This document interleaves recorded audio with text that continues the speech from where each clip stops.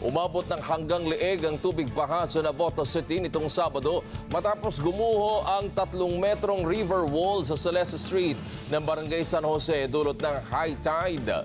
Nagdulot ito ng pagbaha sa mga kalsada kaya aabot sa 43 pamilya o 180 individual ang inilikas at nanunuluyan sa Navotas Elementary School 1 at San Jose Barangay Hall.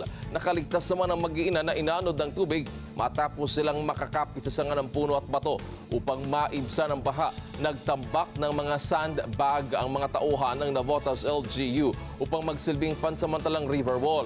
Ngunit gumuho rin ito nitong linggo ng umaga. Sanhi upang bumaha na naman sa ilang kalsada roon. Sa post ng city government, sinabing nagkaroon ng breach o buta sa sandbag wall at nag-overflow ang Malabon Navotas River dahil sa high tide. Samantala, sinabi ni Navotas City Mayor John Ray Tiangco na nakaapekto sa pagtaas ng tubig ang hindi pa natatapos sa konstruksyon ng Tangos Tanza Navigational Gate sa Ilog. Naasahan kasi na sa Hulyo o sa susunod na buwan pa matatapos ang konstruksyon nito.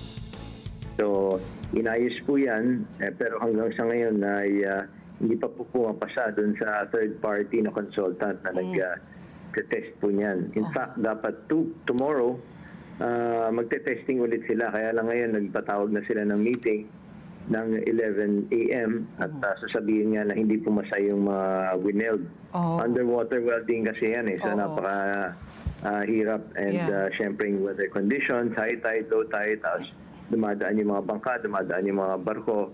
So, hindi conducive sa underwater